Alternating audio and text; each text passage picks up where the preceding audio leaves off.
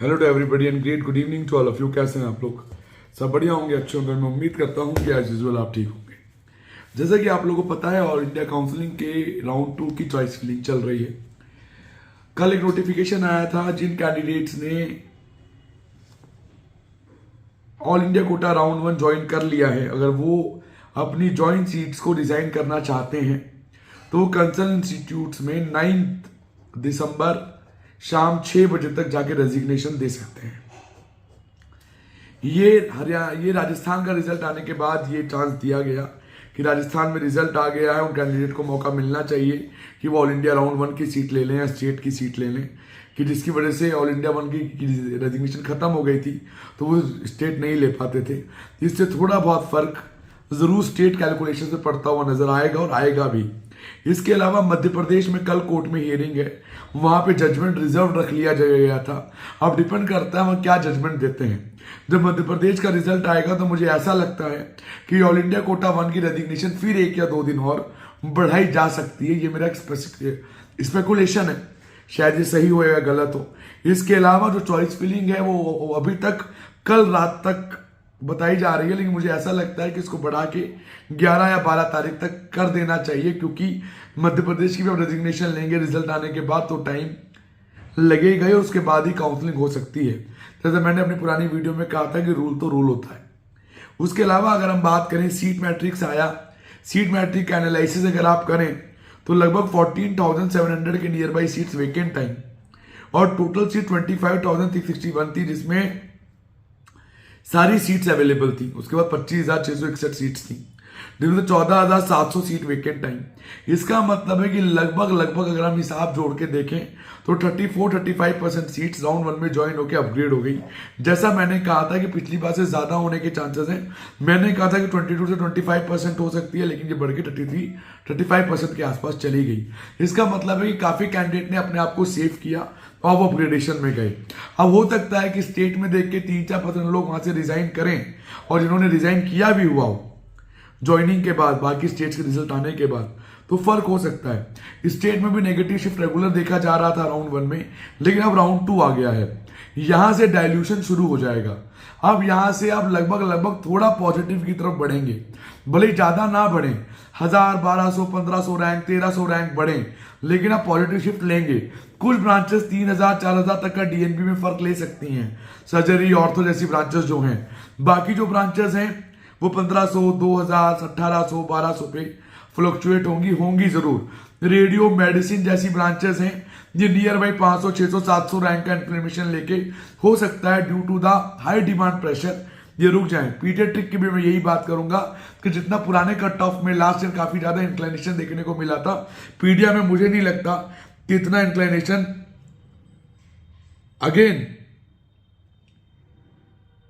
देखने को मिलेगा, ऐसा मेरा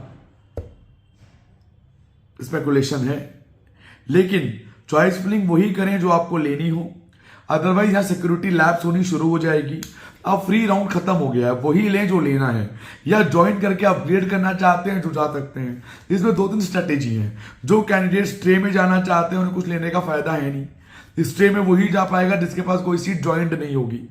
जो लोग सेकेंड ऑप्शन, थर्ड ऑप्शन को मान रहे हैं कि मैं ले लूंगा, वो थर्ड राउंड में जाके अपग्रेडेशन के लिए जा सकते हैं। डीएनबी वैल्यू देनी है या एमडी वैल्यू देनी है, ये आपके ऊपर है, आप उसको देख के चल सकते हैं। अगर आपको यूपी में या मध्य प्रदेश में या महाराष्ट्र में या कहीं भी कोई सीट मिल गई है और आपने वो ज्वाइन कर रखी है और आप वो देख रहे हैं कि राउंड 2 में देख के मैं रिजाइन कर दूंगा, तो वो भी एक मौका आपके पास है जिसको आप देख के रिजाइन कर सकते हैं। स्टेट किसी ऑलरेडी ज्वाइन कर सकते हैं, ये एक बेनिफिशियल पार्ट है आपके साथ। लेकिन इसको भी आप कैलकुलेटिवली जितना ज्यादा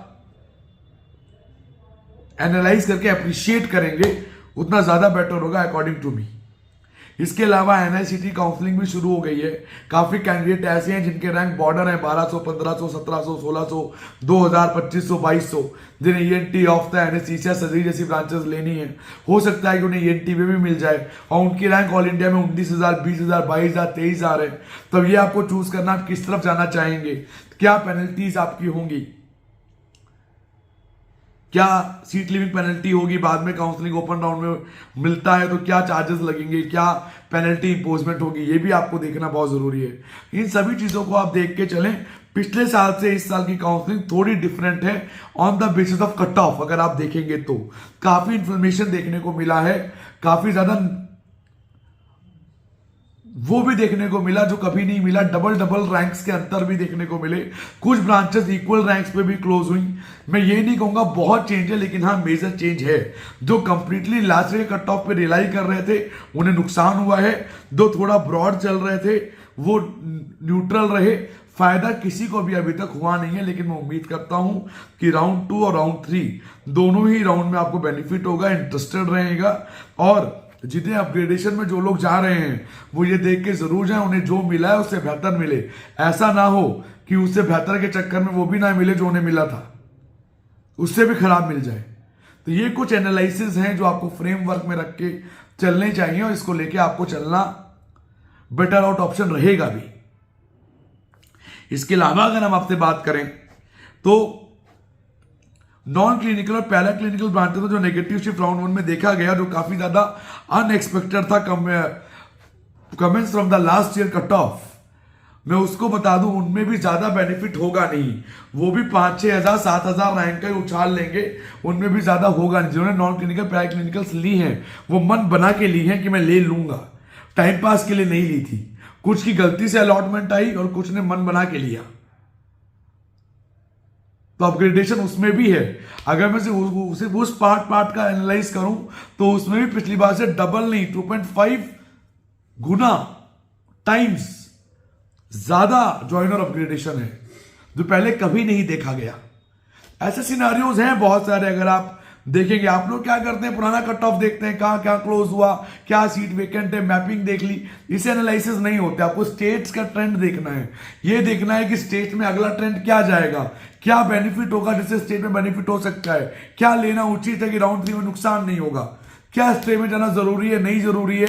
ये चीज एनालाइज करना आपके लिए बहुत जरूरी है, ये कोई करता नहीं है। अगर बोलो तो ये कह देते हैं अरे लोग तो बेफालतू की बात करते हैं, ऐसा नहीं होता वैसा नहीं होता। ऐसा नहीं है। अपने रैंक को डिजर्व करते हुए कॉलेज मिलना ज्यादा जरूरी है।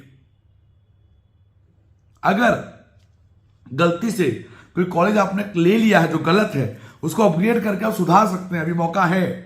इसके बाद मौके नहीं मिलेंगे, राउंड 3 में सुधार सकते हैं, फिर मौके नहीं मिलेंगे। फिर ये कहना, और जो लोग ये कह रहे हैं कि मैं दूर नहीं जाऊंगा, पास रहूंगा, पास के चक्कर में बेकार कॉलेजेस और ब्रांचेस ले रहे हैं, मैं उनको भी सलाह दूंगा थोड़ा ब्रॉडअप करें, 3 साल काट के आने। ये मैन टू मैन मैटर करता है कि आपकी क्या प्रायोरिटीज हैं, लेकिन ये कोई बेसिस नहीं है कि आप इस पर जुआ खेल जाए। कोई डाउट है, कंफ्यूजन गिवन पर व्हाट्सएप या कॉल कर सकते हैं। कॉल बहुत रेयर लोगों के रिसीव हो रहे हैं आजकल, लेकिन आप व्हाट्सएप करें तो we will try to give you the exactly revert what you looking for. और जिन्हें पेड कंसल्टेशन सेशंस चाहिए वो व्हाट्सएप करके आधे घंटे के सेशंस पेड ले सकते हैं। We will provide you the paid sessions, जिसमें आपको नॉर्मल फॉर्मल एडवाइस बताएंगे, स्ट्रेटेजी बता देंगे क्या करना है नहीं करना है। जिन्हें फुल पेड गाइडेंस लेनी है, हम उनका रैंक देख के एनालाइज करेंगे कि उनको हम क्या असिस्टेंस दे पाएंगे, उनके लिए बेनिफिशियल है भी या नहीं भी। कोई डाउट है, कोई कंफ्यूजन है तो गिवन व्हाट्सएप नंबर पे कांटेक्ट करें, कॉल करें और हमारे टच में रहें। जो भी अपडेट्स होंगी मैं देता रहूंगा।